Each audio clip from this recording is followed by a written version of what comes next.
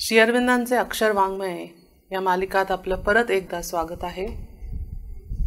आत्तापर्यंत जे वाङ्मय आपण त्याच्याबद्दल त्याची रूपरेखा ऐकली,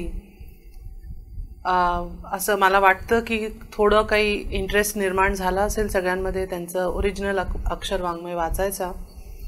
तर आज मी एक अशा दोन तीन पुस्तकं जी श्री अरविंदांची आहेत, एक भारतीय संस्कृतीचा पाया, मग त्यांचं वेदवर लिहिलेलं जे भाष्य आहे किंवा त्याच्यावर केलेली कॉमेंट्री, उपनिषदचे ट्रान्सलेशन्स आणि त्याची कॉमेंट्री, आणि गीतेवरचे निबंध, असं थोडक्यात ह्या चारही पुस्तकांबद्दल संक्षेपमध्ये सांगायचा प्रयत्न करणार आहे.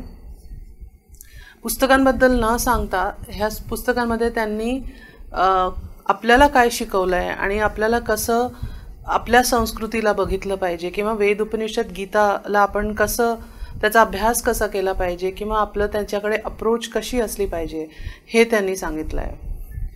तर भारतीय संस्कृतीचा पाया जो आहे ते श्री अरविंदांनी का लिहिलं, तर त्याच्या मागची स्टोरी ही आहे की एक ब्रिटिश लेखक होते विलियम आर्चर. त्यांनी भारतीय संस्कृतीबद्दल भारताचा अभ्यास न करता पॉलिटिकली मोटिवेट होऊन अतिशय म्हणजे फार वाईट गोष्टी भारतीय संस्कृतीबद्दल लिहिल्या. त्याला काहीही न कळत त्यांनी आपल्या मंदिरांबद्दल, आपल्या मंदिरांवर उकेरलेले सुंदर सुंदर मूर्त्यांबद्दल त्यांनी असं काही लिहिलं. त्यात जसं त्यांनी एक म्हटलं की ही लोक काय एवढं मंदिरं सजवून ठेवतात, ह्या लोकांना स्पेसची काही ह्यांचं डोकं नाही आहे, ही लोक जितकं पण त्यांना स्पेस मिळते तितकं ते भरत असतात, असं त्यांचं एक क्रिटिसिझम होतं. दुसरं होतं की ह्या लोकांमध्ये काही हे काही नृत्य करणाऱ्या बायका दाखवतात, ह्याच्यामध्ये काही ईश्वरीय दाखवत नाही. आमच्याकडे पहा कसं सगळं जीसस ख्राइस्टवर बेस करून आम्ही लोक स्टोरीज आपल्या चर्चेसमध्ये लावतो. तर एकूण त्यांचा मुद्दा हा होता की कसंही करून भारतीय संस्कृतीला खाली पाडायचं, त्याला लहान दाखवायचं, त्याला इनकम्प्लीट आणि ज्याला ते म्हणतात बार्बॅरिक, अगदी अनसिव्हिलाइज्ड, असभ्य दाखवायचं, जेणेकरून भारतीय लोक त्याच्यासाठी एक हे होतील, त्यांना वाटेल की अरे हो खरंच तर आम्ही कुठे एका पाषाणाची पूजा करतो, किंवा आम्ही एका मूर्तीची पूजा करतो, किंवा आम्ही हे सगळे जे कर्मकांड करतो हे सगळं व्यर्थ आहे, ह्याचा काहीच अर्थ नाही आहे, असं त्यांनी मुद्दाम आपल्या भारतीय लोकांना समजावून देण्यासाठी हे एक केलेलं काम होतं. तर आणि असे अनेक लेखक होते त्या काळात जे मुद्दाम असं डिस्ट्रक्टिव्ह काम म्हटलं पाहिजे हे करत होते. तर त्याच्यासाठी श्री अरविंद स्वतः एक्नॉलेज करतात की श्री आनंद कुमार स्वामी आणि जॉन वुडरॉफ आणि असे वेगवेगळे काही लोक आहेत ज्यांनी हे खूप चांगलं त्यांना प्रतिसाद दिला, उत्तर दिली आहे ह्या लोकांना, ज्यांनी भारतीय जे क्रिटिसिझम आपल्या कल्चरचं केलेलं आहे त्याच्यासाठी त्यांना एक चांगली मात दिलेली आहे. तरीही काही गोष्टी श्री अरविंदांना वाटल्या की आपण सांगाव्या, आपल्या भारतीयांना सांगाव्या.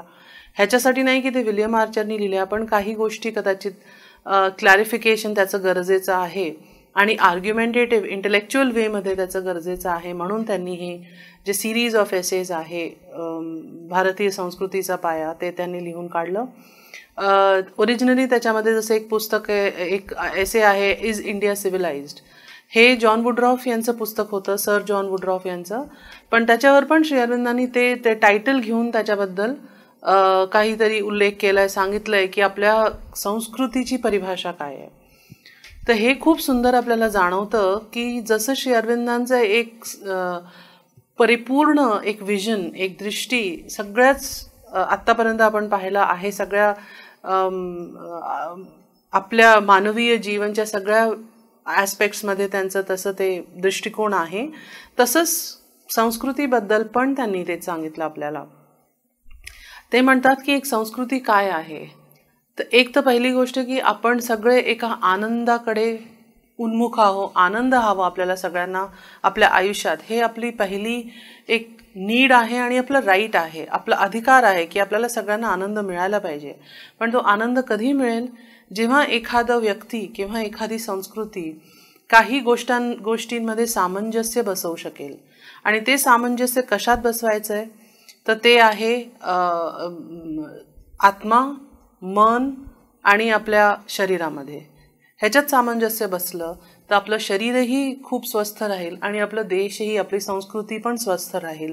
आणि हे त्यांनी सांगितलं की आपलं संस्कृती जी आहे त्याला पण एक आत्मा, एक मन आणि म्हणजे मन आणि बुद्धी आणि एक शरीर असं सगळं तिन्हीही आहे. मग त्यांनी पूर्ण पुस्तकामध्ये ह्या गोष्टींचा उल्लेख केला आहे, ह्या गोष्टी खूप डिटेलमध्ये सांगितलं आहे की भारतामध्ये कसं जीवन आणि अध्यात्म कधीही वेगळं नव्हतं, कधीही त्यांच्यामध्ये वेगळेपणा नव्हता. आपल्याकडे नेहमीच आपण सकाळी उठून पूजा करतो किंवा जेवताना आपण ईश्वराला लक्षात घेतो, झोपताना आपण त्यांना धन्यवाद करून झोपतो. तर आपल्या आयुष्याच्या प्रत्येक क्षणाला ईश्वर कुठे ना कुठे आहेच, आपण त्यांना विसरत नाही. एखाद्या संडेच्या चर्चमध्ये जाऊन त्यांना आपण नमस्कार करून येऊन त्यांना विसरत नाही. तर ते श्री अरविंद म्हणजे हे खूप सोपे, म्हणजे काय म्हटलं पाहिजे, असे दिसणारे, अगदी कळून येणारे असे काही एक्झाम्पल्स मी दिले.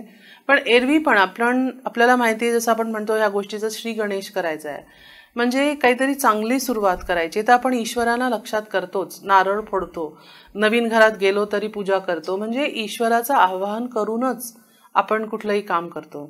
तर श्री अरविंदांनी सांगितलं की जसं प्रत्येक व्यक्तीची एक स्वभाव असतो, जसं प्रत्येक व्यक्तीचा एक स्वभाव असतो, तसंच एका संस्कृतीचा पण स्वभाव असतो. आणि त्यांनी वेगवेगळे उदाहरण देऊन आपल्याला हे सांगितलं की भारतीय संस्कृतीचा स्वभाव जो आहे तो जास्त करून आध्यात्मिक आहे. आपल्याकडे जेही काम केलं जातं, जेही लिहिलं जातं, त्याचं शेवट जे आहे ते अध्यात्माकडे किंवा त्याचं सुरुवात अध्यात्माबरोबर होते. तर त्याचं शेवट आणि सुरुवात दोन्हीही आध्यात्मिक अशी आपली टेंडन्सी आहे, अशी आपला स्वभाव आहे. आपण कितीही मटेरियलिस्टिक झालो तरीही आपण एखादा व्यक्ती जरी खूप धनाढ्य असला, खूप अतिशय धनाढ्य असला, तरीही तो जाऊन ईश्वराला धन्यवाद देतो, त्याच्याशी संवाद साधतो आणि त्याच्या आयुष्यात देवाचं कुठे ना कुठे एक रोल असतो, एक नेम असतो, त्याला त्यांची आठवण असते. तर हे श्री अरविंद म्हणतात की हे अगदी भारताचं हे विलक्षण एक कॅरेक्टर आहे, एक प्रवृत्ती आहे भारताची. आणि म्हणूनच आपल्याकडे जे काही आर्ट, लिटरेचर आणि आपली सोसायटी जी बनवली गेली आहे ती सगळी ह्याच प्रवृत्तीमुळे आध्यात्मिक पूर्ण रूपेणी पुढे आली आपल्याकडे. तर त्याच्यात त्यांनी हे सांगितलं की भारतीय जे मन आहे, जसं ते म्हणतात, spirituality is Indeed the master की ऑफ द इंडियन माइंड. म्हणजे आपण अध्यात्म सोडलं तर आपल्यासाठी सगळं काही इनकम्प्लीट असतं, पूर्ण नसतं. आणि म्हणूनच त्यांनी सांगितलं की आपली जी आत्मा आहे ती कुठे बसते, आपली आत्मा कुठे असते. आपण जर का शोधायला गेलो भारताची आत्मा, तर ती आपल्याला आपल्या सगळ्या ह्या महाशास्त्रांमध्ये, महाकाव्यांमध्ये, वेद, उपनिषद, गीता, पुराण ह्या सगळ्यांमध्ये आपल्याला, पुराण नाही आणलं त्यांनी तिथे, आधी त्यांनी वेद उपनिषदबद्दल उल्लेख केला की आपण भारताची आत्मा शोधायला गेलो तर आपल्याला वेद उपनिषदांमध्ये सापडेल. आपल्याला ते विजन, आपल्याला काय दृष्टी आहे, कारण सर्वात आधी आपल्याला एका संस्कृतीची म्हणा किंवा कुठलंही एक बिल्डिंग करायची असली तरीही त्याची एक दृष्टी असायला हवी की मला ही बिल्डिंग अशी उभी करायची आणि या कामासाठी उभी करायची आहे. मग मला हे घर उभं करायचं आहे, मला इतकं मोठं हवं, इतकं लहान हवं, त्याचं एक रूपरेखा असते मनामध्ये की मला असं माझं घर हवं. मग श्री अरविंद म्हणतात की आपल्याला ती दृष्टी, ते विजन, ते गोल आपल्याला ते वेद आणि उपनिषदाने दिलेलं आहे. तर आपल्याला वेद सांगतात की आपण असतो मा सद्गमय वगैरे जे आपल्याला सांगितलं जातं, किंवा आपल्याला हे सांगितलं जातं की आपल्यामध्ये ती अग्नी आहे ज्याने आपण ईश्वराला प्राप्त होऊ शकतो, हे वेद सांगतात. मग उपनिषद आपल्याला ब्रह्मनबद्दल सांगतात की ब्रह्मन कुठे कुठे आहे, ईशावास्यमिदम जे आपल्याला सांगितलं जातं. तर आपल्याला ते विजन दिलं आहे की ईश्वर आपलं शेवटलं गोल आहे, ईश्वर आपलं ध्येय आहे. आता ते ध्येय कसं साधायचं त्याचे वेगवेगळे मार्ग आहे. तर ते जे मार्ग आहेत त्याला श्री अरविंद भारताचं मन, त्याचं माइंड असं म्हणतात, जे वेगवेगळे एक्सप्रेशन्स पुढे आले. मग ते पुराण असो, मग ते तंत्र असो, मग ते वेगवेगळे लिटरेचर असो, भक्ती असो, आपल्या आर्ट कितीतरी 64 आर्टपेक्षा जास्त तर कितीतरी आलेत पुढे. सगळी जी 64 कलाज आहेत, 64 जे कला आहेत आपल्याला सांगितलेली, जितकेही शास्त्र आहेत आपल्या भारतात लिहिलेले, ते ग्रॅमरचे शास्त्र असो किंवा ते पाकशास्त्र असो किंवा कुठलंही असो, तर त्यांचं म्हणणं हे आहे की एकदा आपल्याला ते विजन मिळालं तर आता त्या विजनचं एक्सप्रेशन असं वेगवेगळं आपलं माइंड करू शकतं. तर ते एखादं व्यक्ती फिलॉसॉफीमध्ये एक्सप्रेस करू शकतं, एखादं व्यक्ती मंदिरामध्ये एक्सप्रेस करू शकतं. मंदिराच्या त्या सुंदर सुंदर ज्या कृती ते करतात, जे उकेरतात दगडांवर किंवा मार्बलवर किंवा कशाहीवर, लाकडावर, ते जे करतात, आपले घरं जे बनवतात, जे एस्थेटिकली ते सगळं आपल्या घराला एका मंदिरासारखं आपण ठेवतो, तर हे असे वेगवेगळे ह्युमन एक्सप्रेशन्स आहेत. आणि ह्यांना श्री अरविंदांनी भारताचं जे आहे ते म्हणतात की इंडिया हॅज स्ट्रॉंग इंटेलेक्च्युअलिटी, कारण की आपण सगळं काही इतकं व्यवस्थित स्ट्रक्चर्ड सगळं काही आहे. पाणिनीचं ग्रॅमर म्हणा अगदी स्ट्रक्चर्ड आहे, पतंजली योगसूत्र म्हणा अगदी स्ट्रक्चर्ड आहे, सुश्रुत संहिता म्हणा एकदम स्ट्रक्चर्ड आहे, आर्यभट्टनी लिहिलेले जे पुस्तकं ते अगदी स्ट्रक्चर्ड आहे. त्यामुळे आपली इंटेलेक्ट खूप स्ट्रॉंग होता. असं नाही आहे की काहीतरी आपण रँडमली लिहून काढलेलं आहे. जे काही शास्त्र आपण लिहिलं, अर्थशास्त्र असो काही असो, त्यांनी शेरविंदांनी हे सुद्धा उल्लेख केला आहे की आपल्याला हत्ती आणि घोडे कसे ब्रीड करायचे त्याचं सुद्धा शास्त्र व्यवस्थित दिलेलं आहे. तर इतकं सिस्टमॅटिक आपलं डोकं होतं आणि ते सिस्टमॅटिक तेव्हाच होऊ शकतं जेव्हा आपल्याजवळ स्ट्रॉंग इंटेलेक्च्युअलिटी असेल. तर हे, आणि आपल्याला हेही माहिती आहे की शिल्पशास्त्र, काव्यशास्त्र, बाकी वेगवेगळे जे कलाचे शास्त्र आहेत हे सुद्धा आपल्याला दिले गेले आहेत. तर म्हणजे मला एक इन्स्पिरेशन आली म्हणून मी एक दगडावर काहीतरी उकेरायला सुरू केलं अशातलं नाही आहे. ते पूर्ण एक पद्धत आहे, ती पूर्ण एक साधना आहे ज्या त्या व्यक्तीला करावी लागते. ह्याच्या आधी की त्यांनी दगडावर काहीतरी उकेरायला सुरू करावं, किंवा घरी रांगोळी घालताना सुद्धा आई आपल्याला शिकवते की हे बघ आधी लहान छोटे छोटे फुलं बनव, किंवा असं करायचं, तोरण असं काढायचं, हे असं. किती त्याच्यात शास्त्र असतं. आत्ताच मला कोणीतरी सांगत होतं की जे आपल्या इथे साऊथमध्ये जे कोलम काढले जातात, जे रांगोळ्या काढल्या जातात, त्याच्यामध्ये ठिपके असतात आणि त्याच्या ठिपक्यांच्या भोवती असे कर्व सारखे फिगर्स करून ते सगळ्या काही ठिपक्यांना ते जोडतात, काहीला ते जोडत नाही. तर ते मला कधी वाटलं नव्हतं खरं तर त्याचं काही सिग्निफिकन्स असेल, पण आत्ताच मला कळालं की ते असं दर्शवतं आपल्या एक साधारण रांगोळीमध्ये, जी रोज सकाळी इथे आमच्या ज्या तमिळ घरांमध्ये बाहेर बायका घालतात, संध्याकाळपर्यंत त्याच्यावर गाड्या येऊन ते सगळं नष्ट करतात आणि संध्याकाळी परत ते घालतात.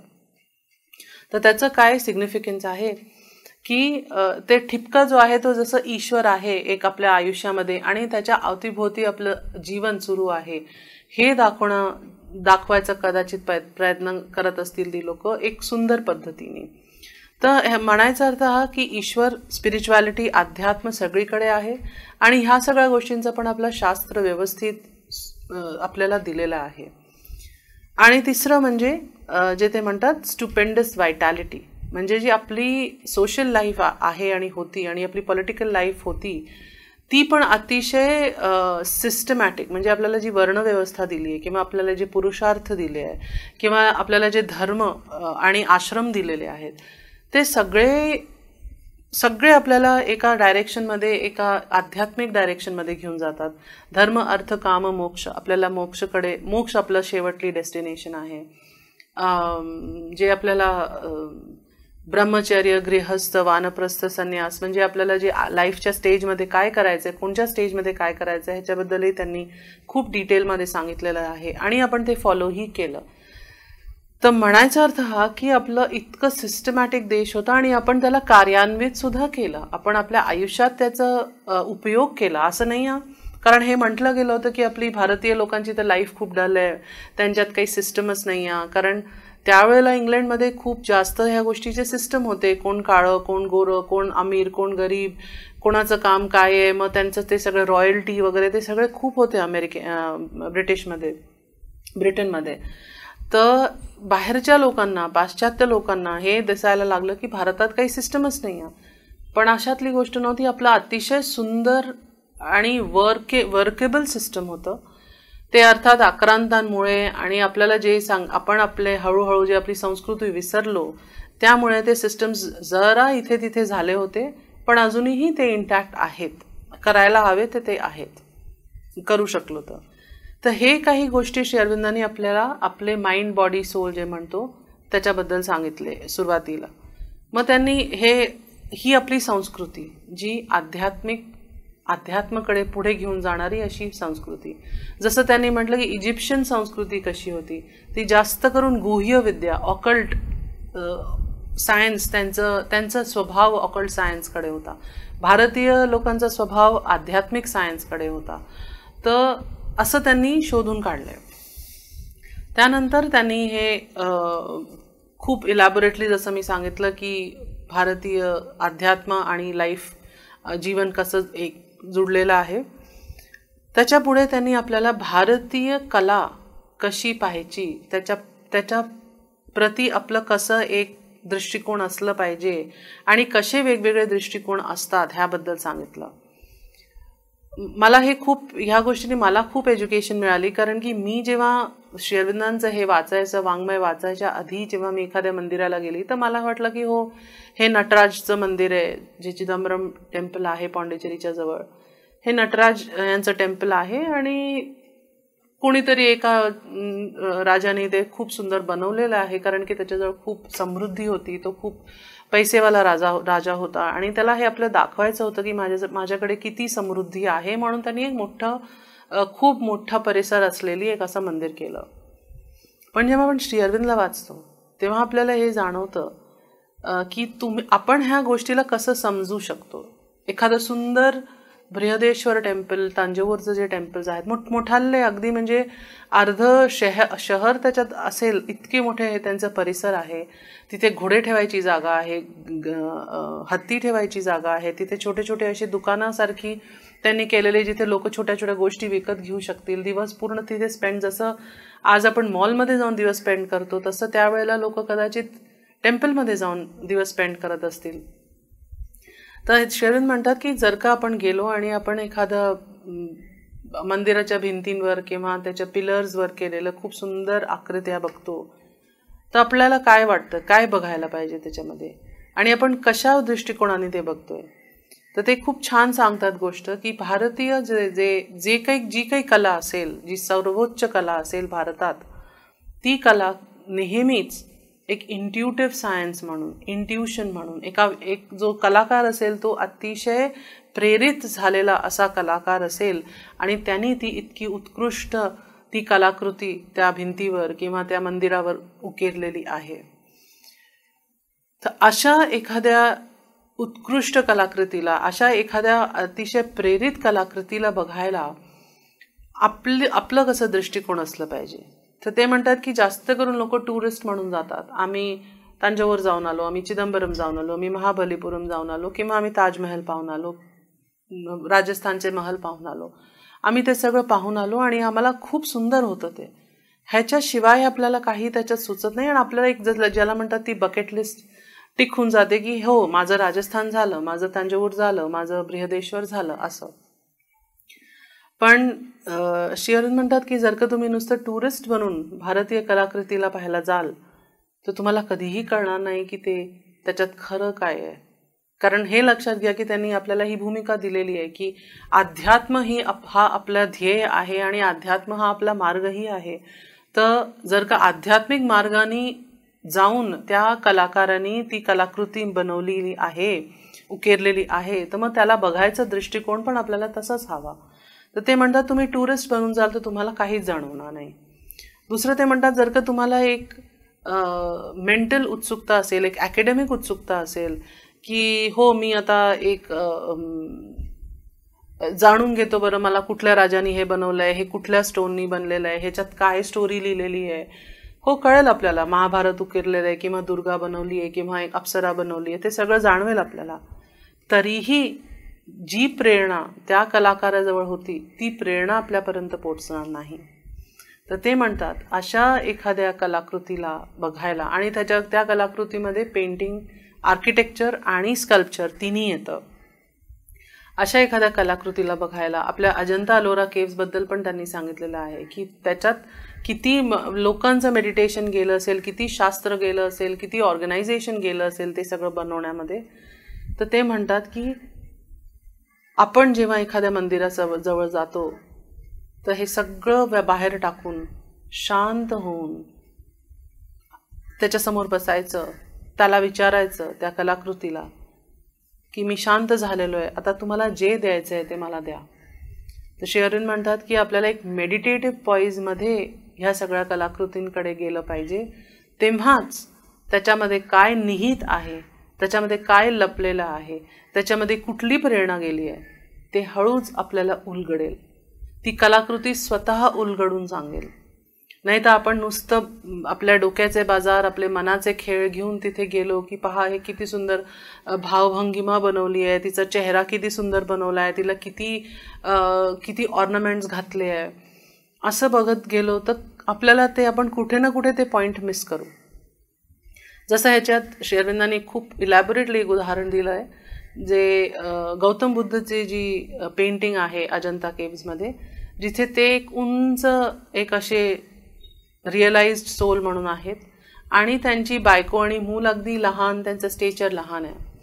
तर आता कोणी म्हणेल, एखादा वेस्टर्न क्रिटिक हे म्हणू शकतं की हे काय, ह्या लोकांना प्रपोर्शन्स नाही जाणवले का, की बुद्ध तर एवढे म्हणून उंच नव्हतेच काही असं, त्यांची बायको आणि त्यांचं मूल काही डॉर्फ तर नव्हते, काय म्हणतात त्याला, बवणे तर नव्हते, मग त्यांनी असं का बनवलं.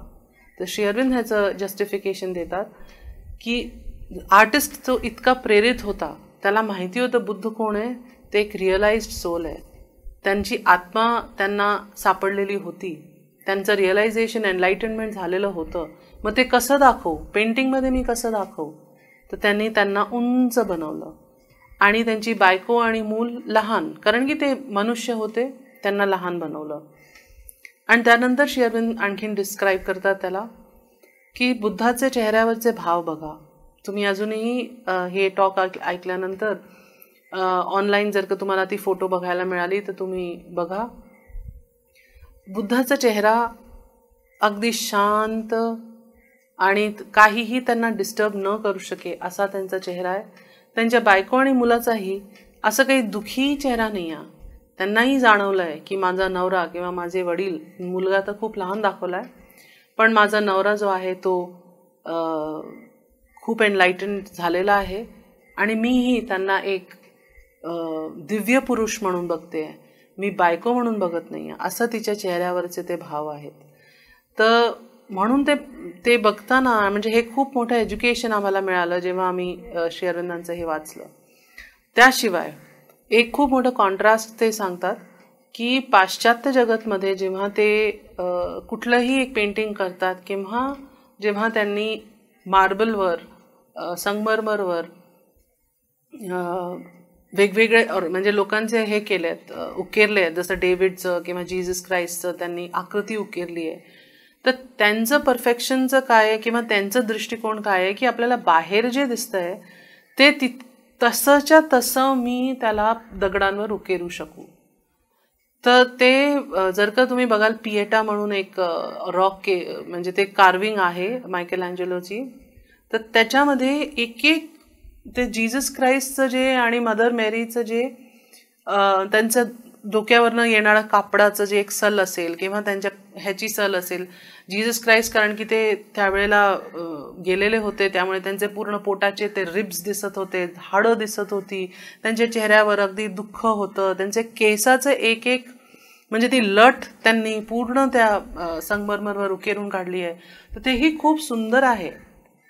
पण श्री अरविंद म्हणतात की भारतीय लोक किंवा आपल्या भारतीय संस्कृतीमध्ये आपण तिथे थांबत नाही. आपली जी प्रेरणा आहे ती नुसतं ह्याच्यासाठी नाही आहे की आम्ही किती ऑनेस्टली त्या बाहेर दिसणाऱ्या माणसाला दगडांवर उकेरतोय किंवा पेंटिंगमध्ये उकेरतोय. तर भारतमध्ये पण अशी काही लोक होती ज्यांचं पेंटिंग खूप सेलिब्रेटेड आहे. म्हणजे श्री अरविंदांच्या काळाचे लोक मी सांगते, नाव नाही घेणार, पण अजूनही लोकांना असं वाटतं की अरे ह्यांनी तर त्या बाईची पेंटिंग केली, त्यांनी पुराणांची पेंटिंग केली, किती परफेक्ट केली, एकेका साडीची सल त्या बाईची दिसते. साऊथचे होते ते पेंटर आणि त्यांचा चेहरा बघा किती छान, पण हा भारताचा हेतू कधी नव्हताच. हे पाश्चात्य जगतचा हेतू होता की बाहेर जसं दिसतंय तसं तुमच्या आर्टमध्ये दिसलं पाहिजे. तर शेरन म्हणतात की जर का जे काही बाहेर आहे जर का तेच आपण आर्टमध्ये दाखवलं तर त्याला आपण फोटोग्राफी म्हणू, त्याला आपण कला म्हणणार नाही. फोटोग्राफीची कला असू शकते पण ती म्हणजे जी प्रेरित कला आहे तशी होणार नाही. तर बुद्धाच्या ह्याच्यात परत यायला, त्या बुद्धाच्या पेंटिंगमध्ये त्यांचं जे त्यांनी कापड घातलंय अंगावर त्याचे खूप कमी डिटेल्स दिले गेले आहेत. म्हणजे एक छोटंसं कापड काहीतरी अंगावर आपलं शरीर झाकायला म्हणून त्यांनी घातलेलं आहे. त्याच्यात पेंटरनी हे खूप प्रयत्न नाही केला आहे की मी त्याच्यात किती सल आहे ते दाखवू किंवा किती त्याच्यात ते किती वळलेले आहेत ते दाखवू, का ते कॉटन आहे का ते सिल्क आहे हे दाखवू. ते सगळं काही नाही. एवढं माहिती आहे की बुद्ध लोक पिवळे किंवा नारंगी कपडे घालायचे आणि मग त्यांनी दर्शवलंय आणि त्यांचा चेहरा जो अगदी शांत आहे आणि ते एक बोल घेऊन, म्हणजे जे भिक्षू झालेले होते म्हणून ते त्यांचं जसं स्टेचर दाखवलं आहे. तर हे जर का आपण समजलो तसंच श्रवणबेलगोलाचं आपण बघू, तिथेही त्या ज्या महाबली स्टॅच्यू आहे त्यांना एवढं मोठं कार्व केलं आहे आणि दगडावर म्हणजे ग्रेनाईटवर केलं आहे. हिऱ्यानंतर सर्वात हार्ड ते स्टोन असतं त्याच्यावर त्यांना कार्व केलं आहे. तर आपण असं बघू शकतो की त्यांना का असं कार्व केलं आहे, त्यांना एवढं मोठं कार्व केलं आहे आणि लार्जर दॅन लाईफ जसं म्हणतो, कारण ते होते तसे. त्यांची आत्मा तेवढी उच्च झालेली होती, त्यांनी एवढं रिअलायझेशन केलेलं होतं, त्यांना एक्सपिरियन्सेस इतके झालेले होते, त्यामुळे ते इतके उंच आतून झालेले होते. त्यांचं स्टेचर, चेतनाचं स्टेचर, ते चेतनाची पातळी त्यांची खूप उच्च झालेली होती. आता ते दगडांमध्ये कसं दाखवायचं, तर ते दाखवण्यासाठी त्यांना इतकं उंच केलं. जवळजवळ 54 फीटची ती प्रतिमा आहे, जर का मला लक्षात आहे त्याचं डिटेल्सचं, 57 फीटची. आणि जेव्हा त्याला बनवलं गेलं तेही ते वरून खाली असं त्याचं कार्विंग केली गेली, कारण की ते एक स्टोनला कापून कापून सोलून असं केलं गेलं आहे. जास्त करून जेव्हा आपले बिल्डिंग्स कन्स्ट्रक्ट केले जातात तर ते खालून वर असे कन्स्ट्रक्ट केले जातात. पण हे काही विलक्षण आपल्याकडले कलाकृती आहे, श्रवणबेलगोलाची म्हणा किंवा आपलं जे कैलाश टेम्पल आहे एलोरामध्ये, ते सगळं वरतून खाली असं केलं गेलं आहे. तर काय विजन असेल आपल्या जुन्या काळच्या लोकांचं की त्यांनी असं वरतून खाली करून इतकं प्रपोर्शनेट सगळ्या गोष्टी करून त्यांनी हे सगळं उकेरलं आहे. तर श्रवणबेलगोलाबद्दल पण आपण असं म्हणू शकतो की त्यांना एवढं मोठं बनवायचं आणि थोडंसं वेगळं बनवलं आहे. त्यांचे जसं पायाची सगळी बोटं जवळजवळ सेम आहेत, म्हणजे साईज सेम आहे बोटांचं, त्यांचे हात थोडे जास्त लांब आहेत, त्यांचे कान हे असे थोडे मोठे आहेत, त्यांच्यावर एक लता आहे ती त्यांच्या पायाला गुंडाळते. तर कोणी म्हणेल की हे कशाला असं, त्यांना ॲबनॉर्मल, म्हणजे फॉरेनर्स जेव्हा येतात ते म्हणतात की हे सगळे ह्युमन प्रपोर्शन्स ह्याच्यामध्ये ॲबनॉर्मल झाले, कारण की आपले पाय कधीच गुडघ्यापर्यंत जात नाही, आपले पाय गुडघ्याच्या वर संपतात. जर का आपले हात जर का आपण खाली नेले गुडघ्यापर्यंत ते जात नाही पूर्ण खाली. पण इथे ते जे महाबली आहेत तिथे जे एक तीर्थंकर आहेत, जैनांचे ते गुरु आहेत, देव आहेत, त्यांचे हात खूप लांब गेलेले आहेत, जवळजवळ त्यांच्या गुडघ्यापर्यंत. मग त्यांचे कान एवढे लांब लांब त्यांनी केलेले आहेत. तर ते कसं दाखवतील की हे व्यक्ती विलक्षण होते, हे वेगळे होते, हे जगावेगळे होते. तर ते दाखवायचं काही तर त्यांना हे एक हवं, मीन्स हवं, तर त्यांना साधारण मनुष्यापेक्षा वेगळं बनवलं.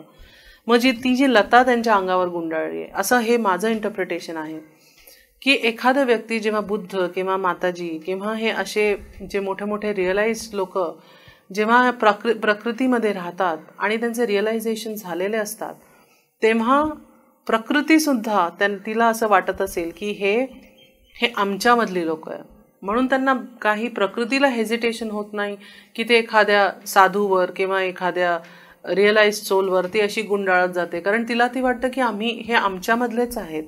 इतकं एकरूप झालेले असतात ही लोक प्रकृतीबरोबर.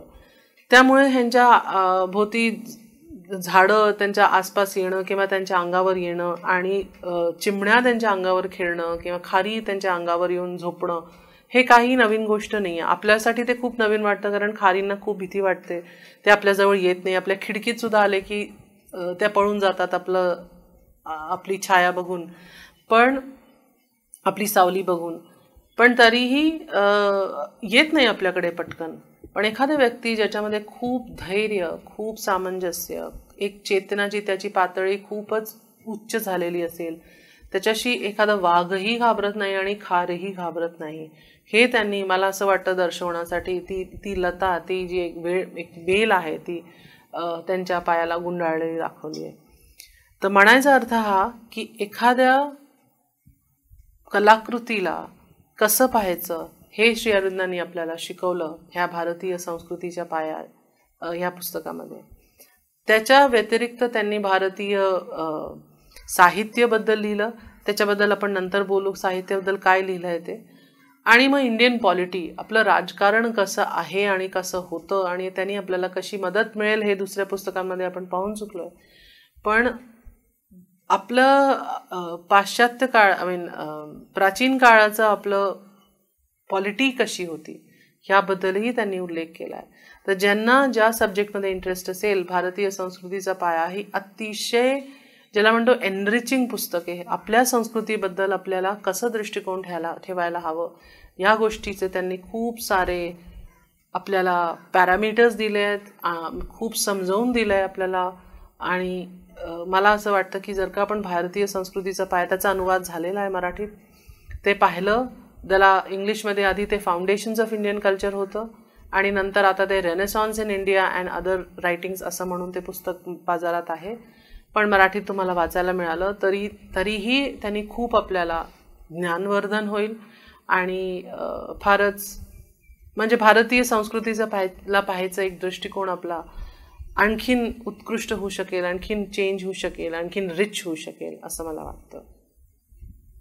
तर हे थोडक्यात श्री अरविंदांचं भारतीय संस्कृतीचा पाया हे पुस्तकाबद्दल आपण बघितलं. ह्यानंतर मला थोडक्यात त्यांनी लिहिलेले काही गोष्टी, उपनिषद, वेद आणि गीताबद्दल सांगायचे माझी इच्छा होती. त्यांची 3 पुस्तकं आहेत. The secret of the Veda, वेद रहस्य, ज्याला हिंदीमध्ये तरी अनुवाद करतात वेद रहस्य. उपनिषदांवर त्यांनी काही व्याख्यान केले आहेत, म्हणजे त्यांनी लिहून काढले इंट्रोडक्शन्स त्याचे. वेद रिलेटेड 2-3 पुस्तकं आहेत. एक सिक्रेट ऑफ द वेद आहे, एक hymns to the mystic fire आहे, म्हणजे अग्नीवर जितके पण रिक आहेत त्याच्याबद्दल त्यांनी त्याला ट्रान्सलेट पण केलं आहे आणि कमेंट्रीज पण केले आहेत त्याच्याबद्दल. तर एक पूर्ण वेगळं volume hymns to the mystic fire असं ते आहे.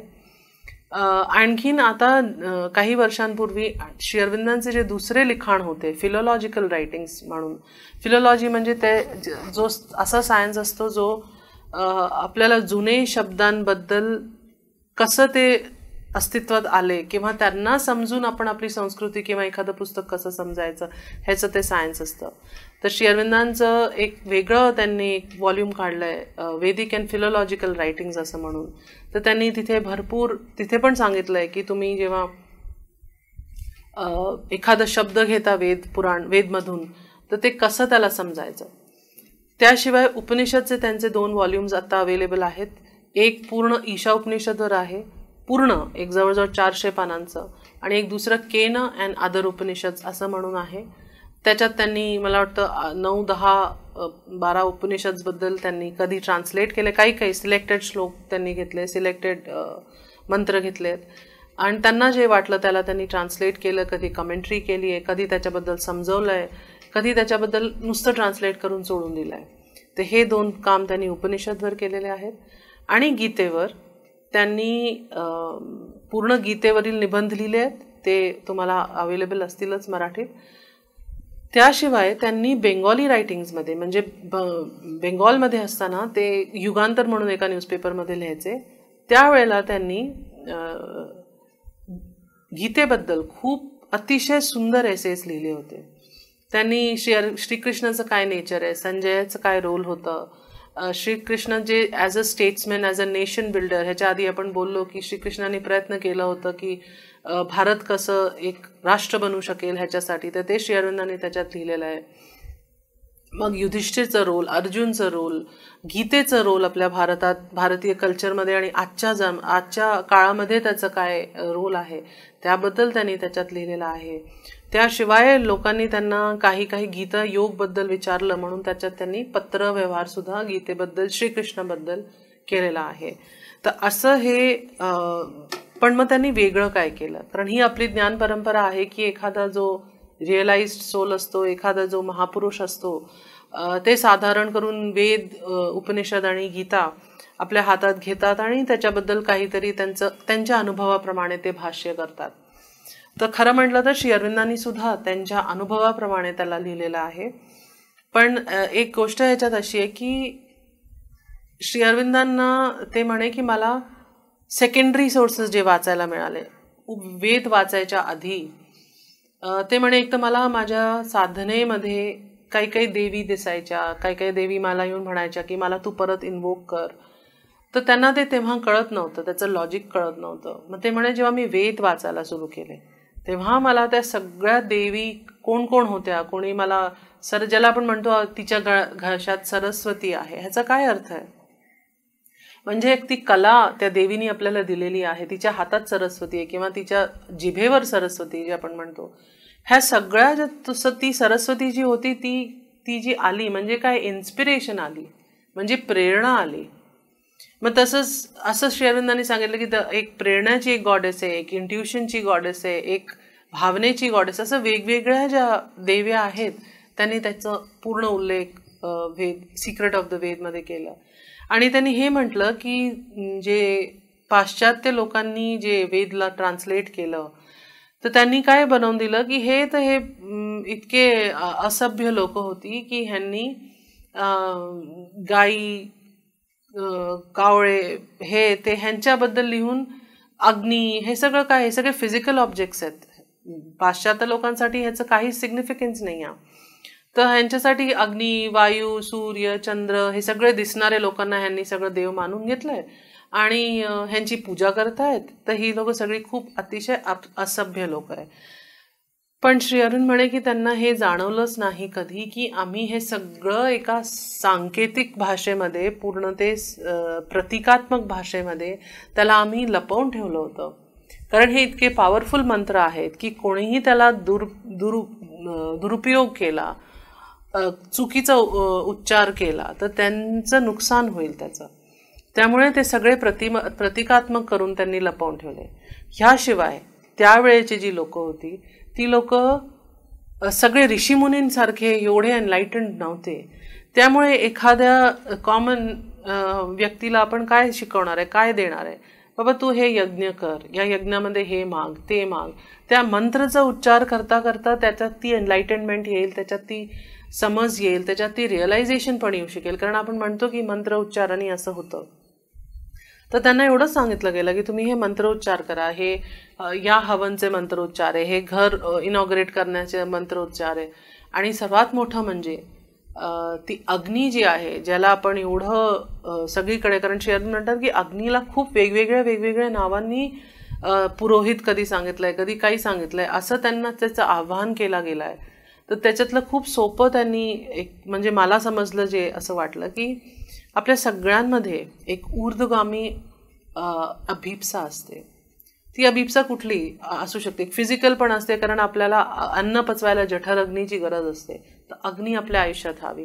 आपल्याला काहीतरी काम करायचं असलं तर आपल्याला एक असं म्हटलं जातं की एक ती अग्नी असायला हवी ज्याने की आपण ते काम पूर्ण करू शकू. मग आपल्याला अभिप्सा हवी म्हणजे आपण ईश्वरमुखी होऊ शकू. तर ते अग्नीचे कितीतरी रूप आपल्या स्वतःच्या आयुष्यात आहेत आणि तेच सगळे वेदमध्ये लिहिलेले आहे. तर ही समज श्री अरविंदांनी आपल्याला आणून दिली पुढे.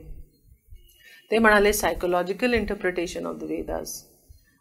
त्यांनी नुसतंच फिलॉलॉजिकल बेस करून की हे फिलॉलॉजीचा त्यांनी वापर केला. तर त्यांनी खरं तर आपण जेव्हा वेद वाचतो त्यांचे कॉमेंट्रीज ऑन वेद, तर आपल्याला हे जाणवतं की एखाद्या ग्रंथाला, एखाद्या वेदला कसं आपण अप्रोच करायचं, की त्याच्यात नुसतं आपण ट्रान्सलेट करायला बसलो, आता हे असे असे असे शब्द आहेत तर ट्रान्सलेट करा, अशातलं नाही आहे.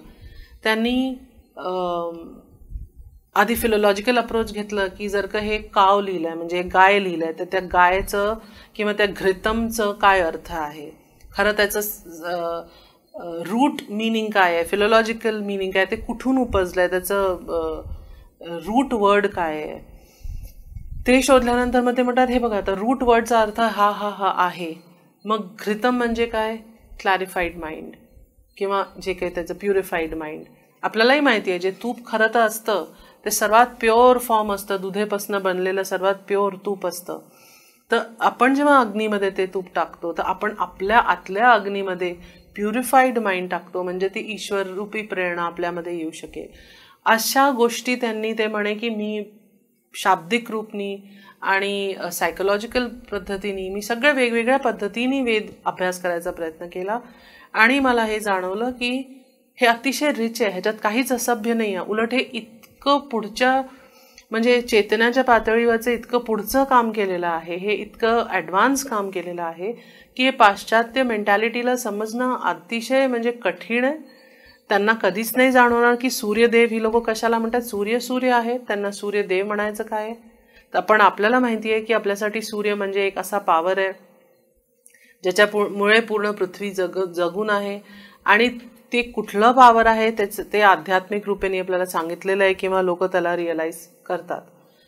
तर सगळ्या गोष्टींचं एक महत्त्व आपल्याला वेदमध्ये त्यांनी सांगितलं. तसंच उपनिषदमध्ये पण त्यांनी रिझन सांगितलं की उपनिषद कशाला लिहिलेले गेले, का लिहिले गेले. तर त्याचं एक हे होतं की जेव्हा इतकी प्रतिकात्मक भाषा असते तेव्हा काही लोक, जसं आता आज वेद आपल्याला कळत नाही कारण आता ती भाषा बदललेली आहे, मेंटॅलिटी बदललेली आहे आपल्या लोकांची. हे श्री अरविंदांनी सांगितलं. तर ते म्हणे त्याला थोडं सोपं करणं गरजेचं होतं. ते प्रतीक काढून टाकून एखाद्या खूप इंट्युटिव्ह लँग्वेजमध्ये ते लिहिणं गरजेचं होतं, म्हणून उपनिषद लिहिले गेले. आता म्हटलं तर फक्त 18 श्लोकांमध्ये 18 ईशा उपनिषदच्या श्लोकांमध्ये भरपूर काही म्हणजे पूर्ण ज्ञान त्या ऋषींनी टाकून दिलं आहे. पण तर श्री अरविंदांनी त्याच्यावर कॉमेंट्रीज केले आहेत आणि त्यांनी हे बघितलं की आपल्याला हे जे आजपर्यंत शिकवलं गेलं की जगत मिथ्या आहे, खरं तर आपण जर का ईशा उपनिषद बघितलं, पहिली ओळच बघितली तर त्याच्यात तर त्यांचं इंटरप्रिटेशन श्री अरविंदांनी असं लिहिलं आहे की माझ्या अनुभवाप्रमाणे आणि माझ्या समजप्रमाणे हे आहे की ईश्वर स्वतः या पृथ्वीवर अवतरित झाले आहे, ते स्वतः कणकणमध्ये गेले आहे. मग जर का ईश्वर स्वतः कणकणमध्ये गेले आहेत तर मग हे जगत मिथ्या कसं होऊ शकतं. त्यांनी हेही सांगितलं की आदिशंकराचार्यांनी त्याच्यावर काय कॉमेंट्रीज केल्या आणि ते कसे त्यांचा अर्थ, त्यांनी ह्या शब्दांचा काय काय अर्थ लावला त्यांच्या अनुभवाप्रमाणे, हेही त्यांनी सांगितलं आहे. त्याशिवाय त्यांनी केन उपनिषदचे काही इम्पॉर्टंट थीम्स घेऊन ते थीम्सबद्दल ते बोलले आहेत. ईशा उपनिषद तर खूप एक्सटेन्सिव्ह बोलले, त्यांनी 3-4 वेगवेगळ्या प्रकारेने त्याच्यावर कॉमेंट्री केली आहे. तर केन आणि ईशावरच त्यांनी जास्त लक्ष दिलंय. बाकी थोडंफार छांदोग्य आणि कठ उपनिषद आणि तैत्तिरीय वगैरे थोडं त्यांनी त्याच्यावर लिहिलंय. पण ह्याच्यातही त्यांनी काही एसेज असे लिहिले ज्याच्यात आपल्याला इन जनरल आपल्याला उपनिषदमधनं काय मिळतं, कसं वाचलं पाहिजे, काय शाब्दिक त्याचं रूप आणि अर्थ आपल्याला मिळायला हवे. आणि त्यांचा एक आग्रह नेहमीपासून होता की भारतीय लोक ओरिजिनल त्यांनी वाचणं बंद केलं आहे. ओरिजिनल वेद, ओरिजिनल गीता, आपण सगळ्यांचे कॉमेंट्रीज वाचतो, आपण ओरिजिनल वाचणं बंद केलं आहे. पण ओरिजिनल वाचलं तर आपल्याला कदाचित हे सगळं जाणवेल. तिसरं म्हणजे गीता. थोडक्यात गीतेवरील निबंध तर अर्थात दुसऱ्या स्पीकर्सने सुरू केले आहेत म्हणून मला काही त्याच्यात बोलायचं जास्त नाही आहे. फक्त एवढंच की श्री अरविंदांनी दुसऱ्या कॉमेंटेटर्स सारखं गीतेला चॅप्टर वाईज ट्रान्सलेट करून किंवा चॅप्टर वाईज दाखवायचा प्रयत्न केला नाही. त्यांनी थीम्स घेतले, जसं की श्रीकृष्ण ॲज अ टीचर, अर्जुना तर ते म्हणतात की